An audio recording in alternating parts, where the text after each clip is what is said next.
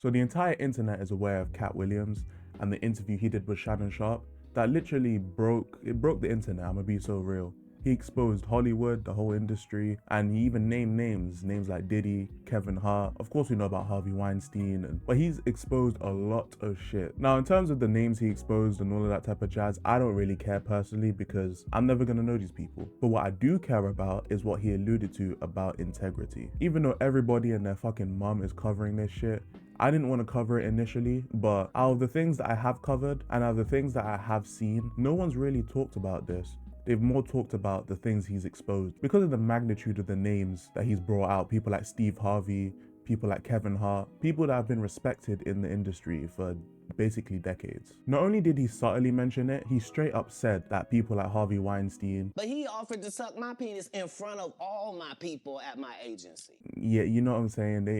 They asked him to do some craziness. He basically went on to say he was able to make it through Hollywood and make it to the place he's at while keeping his integrity, which is something a lot of people, and he mentioned a lot of black people, haven't been able to do. Now, if I'm being dead honest, the main takeaway I got from this is never mess with Hollywood.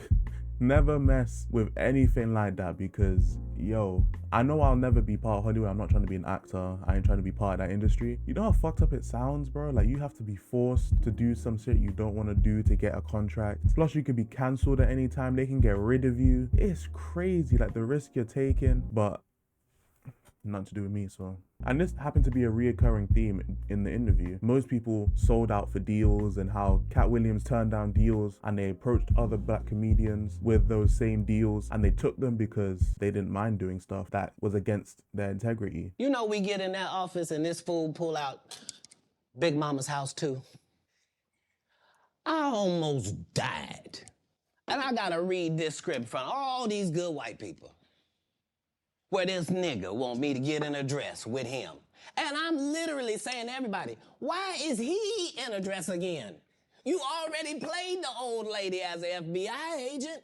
We can play anything now. We can be playing a dog catcher this time. Why do we need to be in a dress? And I get so mad, I say, you don't want me. You want Brandon T. Jackson. And that's who they went and got. Twice I said it, they went and got him. Just like I'm telling you, I had that other dude's work. I had all of it. All I did was say, I want to punch it up so it's not offensive to real niggas. And that's how I got in this position.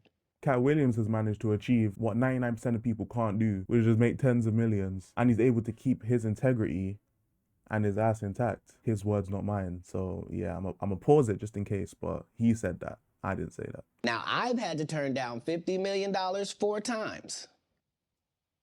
4 times. Just to protect my integrity and that virgin hole I was telling you about. Right. Because P. Diddy be wanting to party. And you gotta tell him no. You got to tell him no. I did.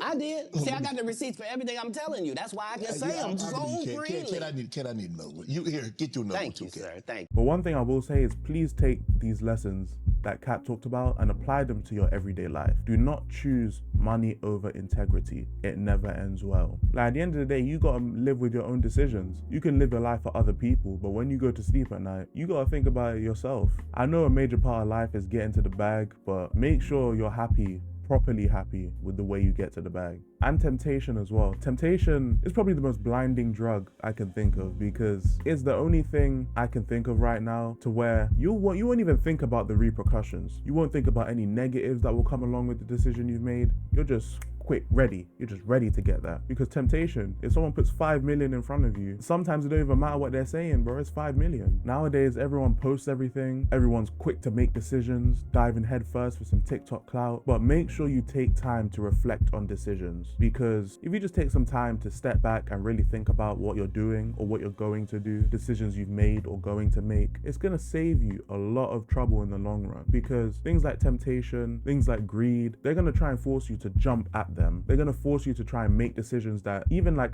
5 minutes down the line you'll regret. Take some time and self-reflect on decisions you're gonna make. I think it will really help in the long run. Also, big up Shannon Sharpe every time. If you guys haven't seen his podcast more often, make sure you watch his other podcasts. They're very similar to this in a sense that he doesn't interrupt people that much. He lets them get their thoughts off. And I like the podcast, man. I like the interviews. Big up Shannon Sharpe every time. That's all I got. It's a short video. I ain't really got much to say. I just want people to harp on the integrity point and leave your comments down below, man. Take care. I'm not a savior nor a saint.